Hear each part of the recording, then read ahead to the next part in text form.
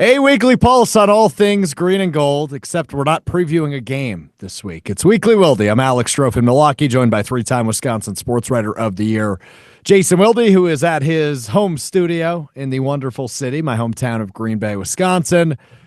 This is weird. Every episode of this we've done, we've been previewing a game. We are now kind of recapping the season and the end of season press conferences, Jason. I guess this is, in some ways, is your end of season press conference, even though we'll do a couple more episodes of this through the Super Bowl. I'm happy to, you know what? I don't need a season ending press conference. I'm ready to do this all year round. Wow. He's committed to a full year?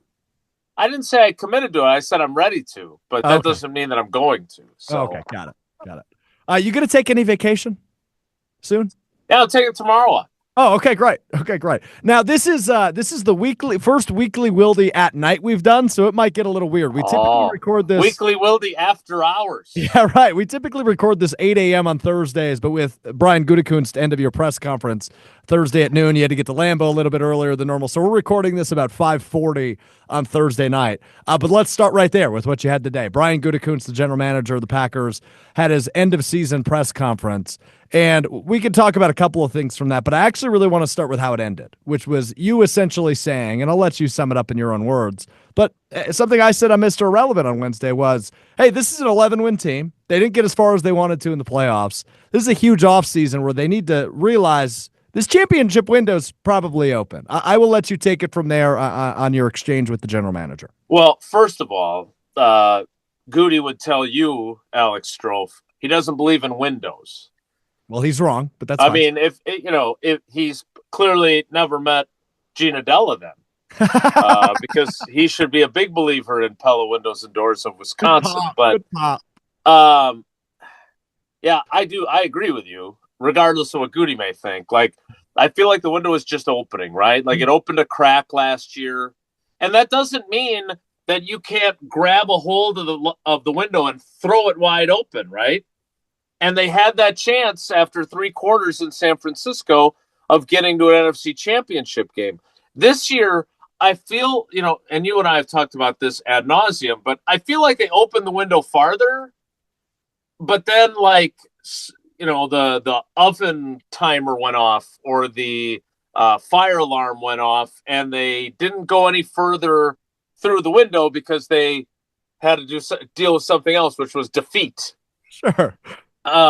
So I think next year they have a chance to really open the window wide because not only were there a lot of really good things that happened this season, but they're going to have an opportunity to add guys, obviously, in the draft, obviously free agency. If they release Jair Alexander and before you count in the cost of signing your draft class, according to Over the Cap, they're going to have $57 million in salary cap space. Now, as Goody pointed out, they've got some good young players that are on rookie contracts. Mm-hmm. So they're going to have some, especially with that 2022 draft class, Quay Walker, Devontae Wyatt, Christian Watson, Romeo Dobbs, both of their starting tackles, Zach Tom and Rashid Walker. So, those guys are all in contract years. We'll get into this later, but I think Goody's response about Walker and Wyatt left very little room for interpretation. They're getting the fifth-year options. I would be stunned now if they don't, based on what he said. So there's a lot of really good things to be excited about. But that said, to go to how we kind of finished the presser, and I thought I always try. There are tough questions that need to be asked. Right. And I know I ask questions that are very long, but I try to ask them in a way that's respectful. Mm-hmm. And for those for the uninitiated, the questions are longer because I think short questions, while they may be good on like a radio thing or whatever else, I think in press conferences, if I'm trying to get a specific understanding of something, I want the person who's answering to understand what I'm asking. And instead of just saying this year wasn't good enough, wouldn't you agree?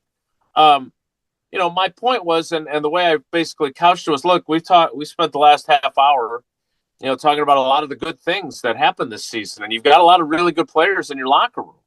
I said, but the bottom line is you finished 11-6. You lost in the first round of the playoffs, and, you work in Titletown, right? You know what the expectations are. So, how do you view this season? And I mean, this is, again, it's about the answer, not about the question. So I don't give a hoot who asked the question. But when the general manager says, and I quote, "These opportunities don't come often. The life of a player in the National Football League is not very long. We've got a bunch of good guys in that locker room. We've got a bunch of talented guys in that locker room. And I think it's time we started competing for championships. I think they're ready." I would say that's a pretty big statement. And, again, I'm not dismissing all the reasons for positivity and feel good about certain aspects of the season. But what I got from that, and the prelude to that answer earlier in his response, he talked about the need to ramp up our sense of urgency. And my interpretation of that was, we got a bunch of young guys on our team. They care about it. They do. Mm-hmm. But I get the sense that they're thinking, I got a long NFL career ahead. So if it doesn't work out this year, it sucks, but we got next year, right? There's always next year. And so I think that the messaging there was, hey, a lot of stuff can go wrong when you think you're going to be a contender, and suddenly you're sitting at 8-9 and you miss the playoffs, even though you thought you had all the pieces, which is, let's be honest, it's what they thought in 2022 with a guy coming off back-to-back MVPs. And yes, they traded away the best wide receiver in football, but there's no way they were expecting that to go that way. And so nothing is guaranteed in this league. So I think he felt like last year, and certainly this year, the way they stumbled down the stretch, that they squandered opportunities that aren't guaranteed to them in 2025, 2026, and so on. Yeah, and they clearly did, right? Losing 3 in a row to end this season, obviously the 2 in the regular season, and then last week's game against Philadelphia is kind of the inverse of what we saw a year ago, right? That was a team that entered the postseason hot, got a really big win against old friend Mike McCarthy against the Dallas Cowboys. And as you referenced at the top, right? Through 3 quarters, it looked like they were headed to Detroit for the NFC Championship game. So it's very different how those seasons ended, but this is still an improvement. You go from 9 wins to 11 wins in the regular season. You certainly looked a little bit more consistent, obviously, than you did a year ago. But I still think there's work to be done, whether that be through free agency, whether that be making some bolder moves than he has in the past in the NFL draft when it's in his backyard. This is a really big offseason, in my opinion, Jason, for Brian Gutekunst. I think this is the opportunity for him to, whether or not he believes in windows, I guess I don't really care, but clearly he understands that this team is much closer to a championship than they were the day they traded away Aaron Rodgers. Yeah, or should be much closer, right? And they have the wherewithal to improve their chances through free agency, through the draft, et cetera. Now, I think there's a couple of other things at work here, because 2023 was a season unlike any other in Green Bay. And the reason, what I'm saying is that it literally is the first year. Like, not even in 2008 was it like this. The first year that I can recall, maybe since 2000, or maybe since 2006, but even then, you still had Brett freaking Favre as your quarterback. Mm-hmm. But 2023 was the first time that I really think there were no expectations. I totally agree. Right? Rebuild. First year starting quarterback, not a Hall of Fame quarterback. Mm-hmm. Like, who the heck knows? They could go 6-11, like some of us predicted, or they could go 9-8 and then beat the Cowboys in the playoffs and be within striking distance of an NFC Championship game berth. Well, I got news for you. It's probably going to be another decade and change before they even have a chance to have a season like that. And you don't want seasons like that. To have no expectations. And it was great for them. And let's be honest, they can say all they want, that they don't listen to the outside noise and they don't think about expectations. But they didn't meet the expectations of their own team. No. Forget about my expectations or yours. Like they actually hit my expectations. They did. Yeah, you nailed it all year. Yeah, you nailed it. They were better than they were a year ago. Didn't go as far in the playoffs. Won more games. Still can't believe they lost to the Bears, but that's neither here nor there. The bottom line is that the days of no expectations were gone this year, and now they're really gone for next year. I mean, year 3 is the starter for Jordan Love. You know what happened in the 3rd year as the starter for Aaron Rodgers? I do. They went and won the Super Bowl. So that's the expectation, right? And if you got as many good players as they've got, which I know they feel like they do, they got to figure it out. And I'm really eager. You know, he was kind of, I know one question asked by someone other than me felt like one of those, as a big fan of Law and Order, the opposing counsel would have objected and said, objection, leading. Like somebody was trying to get him to say that he'd be interested in a guy like Davante Adams without using Davante Adams' name. So there were questions about number 1 receivers, questions about guys that are on the back end of their prime. I mean, look, we spent a lot of time with LaFleur and spent a lot of time with Goody about the concept of a number 1 wide receiver. And my point to him is, you know, his first year with the Packers, I think, was 99 in an official capacity. And that was my first year as the lead beat writer for the State Journal. And like, I don't know about you, but in all my time, there was always somebody elevating, right? Sterling Sharp was before me, but Sharp suffered his career-ending neck injury, and Robert Brooks rose up in 95. Then it was Freeman. Then it was Driver. Then it was Jennings. Then it was Nelson. Then it was Adams. And now nobody else has come along. I mean, maybe Alan Lazard. But I feel like you missed Lazard and Javon Walker. Those are the 2 names you were missing there. But if you think about where this team is, you know, that is one of the questions, because for all their talent, their wide receiver group didn't deliver. You know, Jaden Reed didn't deliver. Christian Watson got limited opportunities before he got hurt. Romeo Doubs decided to no-show for work. And frankly, you know, my guy ended up being the most consistent guy at season's end. And he was the guy dropping passes left and right, Dontavion Wicks. So something's got to happen there for them to get better. Yeah, and I think when you look at the position they line up against, there's certainly questions there with their lead guy and Jair Alexander. Did Goody give you any insight on what that offseason would look like? Because obviously a lot of us speculating the Packers likely will move on from Jair Alexander. They saved $6 million by doing it, and obviously he's just been too inconsistent. And as you know, right, the best ability is availability, and he hasn't been available. Sure, we can pay him, was his answer when somebody asked, can you afford to keep him on the roster? So he went a monetary route with his answer. I think that's the phrasing of the question. But he expounded. He said, I know it's been really, really frustrating, not only for him as a player, but for us as a club. When you have a player who's done what he's done for us in the past and then not being able to get him out on the field consistently, that's tough. It's tough on the player, tough on the organization. We're at the beginning stages of just kind of gathering information on as a whole before we start looking at next year and how we're going to lay this thing out. But we could pay him. Obviously, when he's healthy and he's ready to play, which I thought was a very interesting phrase, he's a pretty good player. He is, no doubt about it. Absolutely, yeah. But I mean, I'm not going to offer to run around the state capitol in my underwear or wager a large amount of money. I don't think he's coming back. I think he's done. And his behavior on Monday, I thought, was consistent with someone who knows his time here is over.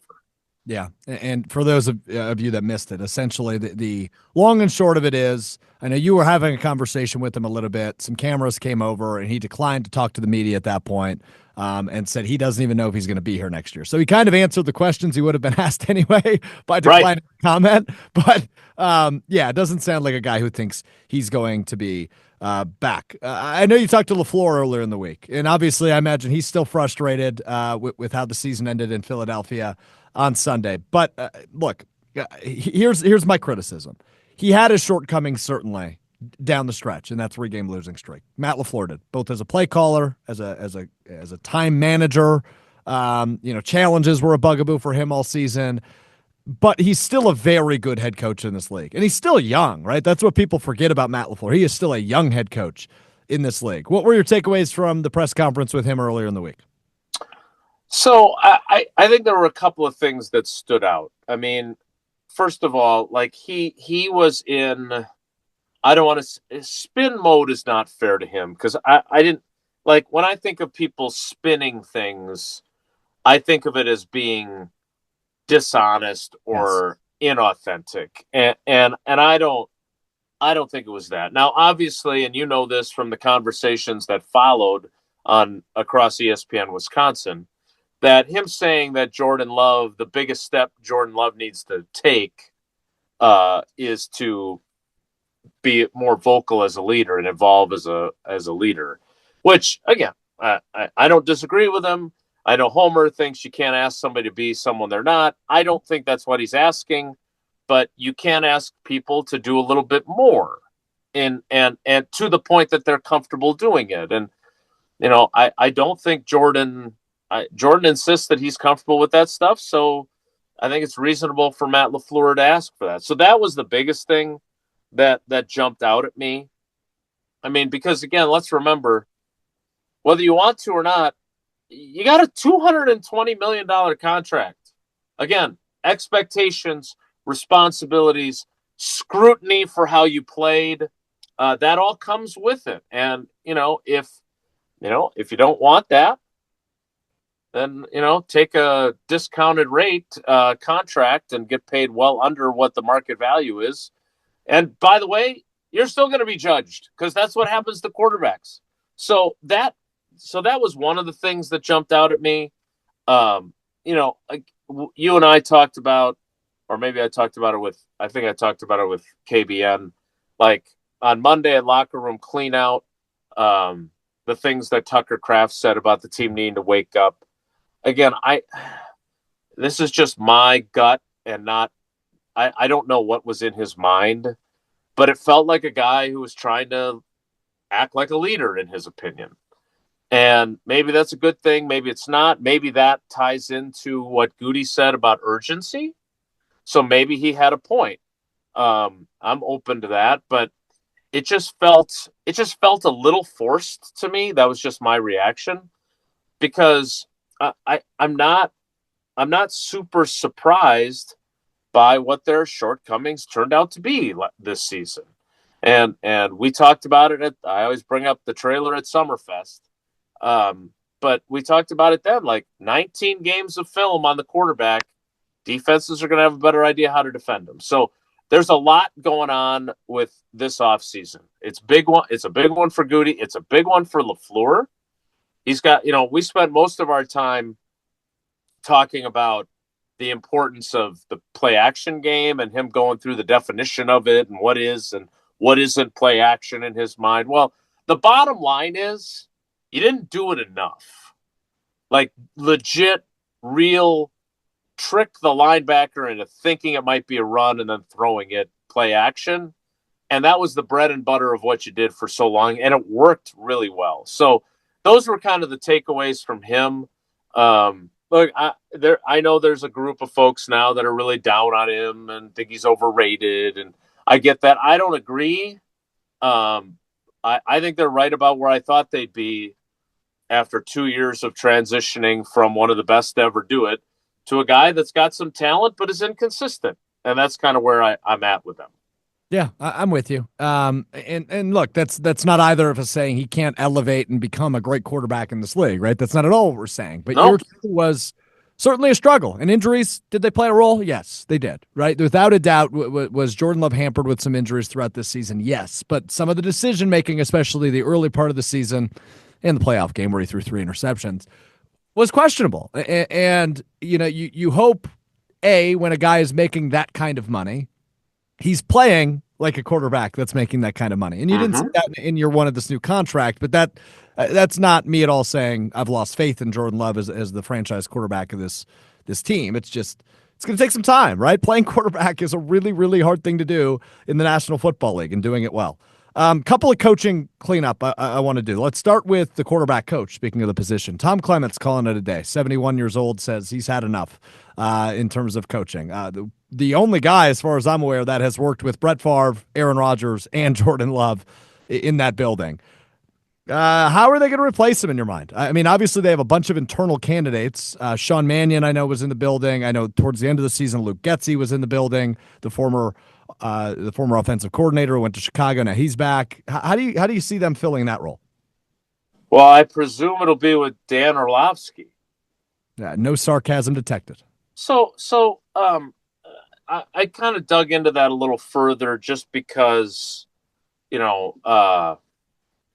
Tausch is kind of taken with that angle. I don't know if it's because I still hold a grudge against Dan because when he was a nobody trying to break into the business, we were having him on the show when he was just breaking down YouTube video. And then when he became, he's come on the show subsequently after I got really mad. So you just weren't there, right? Yeah. So they have him on when I'm not there. Anyway, some random fan, Troy Podasic,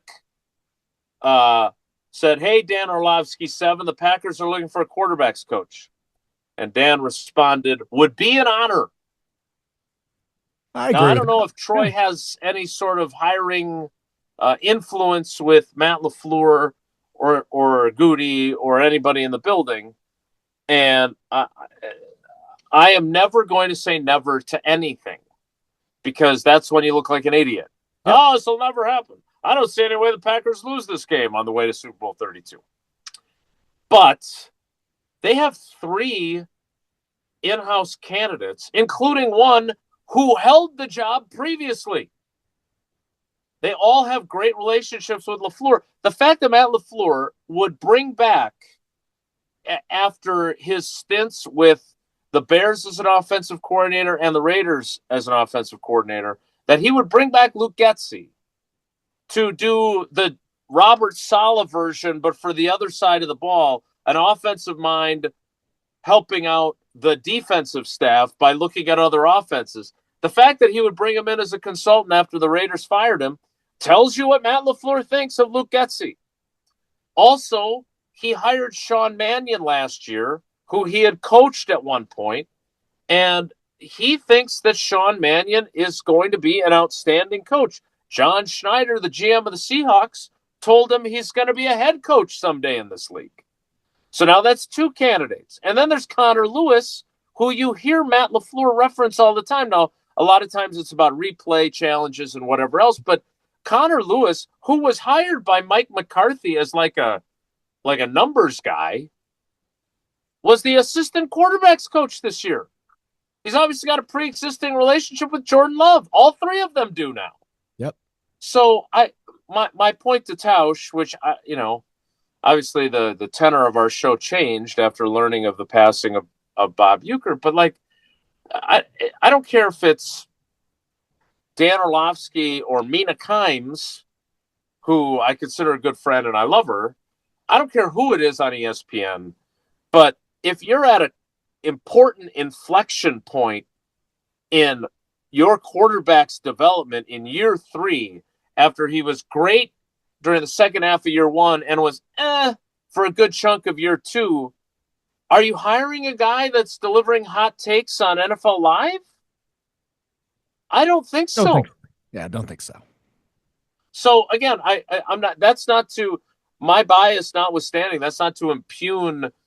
Dan Orlovsky played in the NFL for a long time. He was a backup for a long time. Backup quarterbacks, including Sean Mannion, are oftentimes really good coaches. So I am not saying that Dan Orlovsky can't be an NFL quarterbacks coach. Don't misunderstand me, especially you, Dan, in case you're tuning in.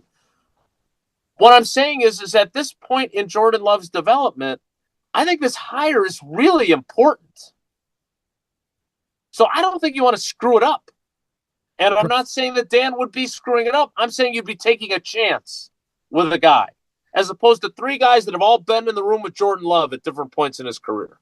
So I personally would anticipate one of those 3 guys being the guy, But again, I actually had crafted a text message to LaFleur during the show because while Tausch was talking about Dan Orlovsky, you can listen to this. This is the first portion, and I didn't send it because I figured he's too busy to get a text from Wilde saying, "Would you ever hire Dan Orlovsky? Can I set Tausch straight that this is a critical year for Jordan, and you've got plenty of in-house options?" Yeah, I never sent it. It seems crazy to go outside. When you just run through the logical options that are inside, it seems. And look, I will not say never because I'm with you, right? Because it'll make me look like a fool if they do go an outside route. But it just does not make a lot of sense given where Jordan Love is right now and the relationships that exist, right, with the three candidates he ran through.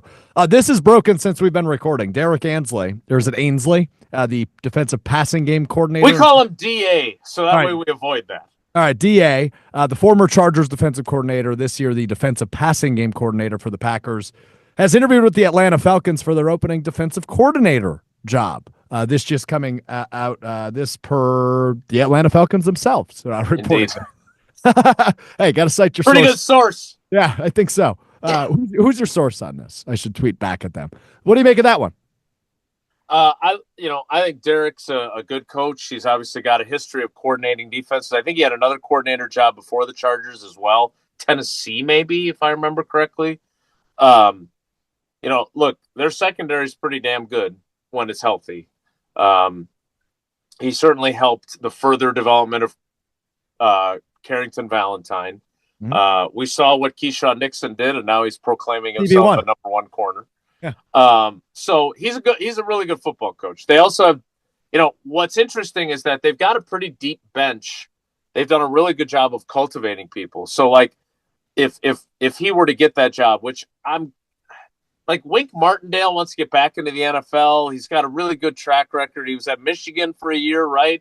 Yep. I kind of feel like he's a logical guy that'll, if they're choosing between the two, they might pick him, right? Because he's got a track record that's probably better than Derek's is. But he's a really good coach. If he gets a job, though, like Ryan Downard can step into passing game coordinator on defense very easily, still coach safeties and corners. So I think that they'll be fine if he were to get that job. But I think they would love to. They want to keep that staff together. Like, they feel really, really good about what they were able to accomplish this year without a pass rush group, like a pretty mediocre pedestrian pass rush. They want to be able to line up four guys and drop 7 in coverage. They couldn't do that this year. So if they add some pieces, Max Crosby, I hear they're getting Max Crosby and Myles Garrett, which really, It would be amazing. Now, it's funny you say that because I heard they're also getting Devontae Adams and T. Higgins. It's going to be it's a dream team. So again, I really like my interactions with Derek. I think he's a really smart guy. He recruited like just about everybody under the sun because he was in college football for a long time. Oh, okay. Interesting. So he's got really good relationships with players. He'd be a good hire for them. I'm not saying he wouldn't be. I just don't know if that's like, I don't know what his chances are down there. All right. So this is big news. It came out earlier in the week, and I have not heard. You likely talked about it on Wilde and Tausch. Sorry, I didn't listen.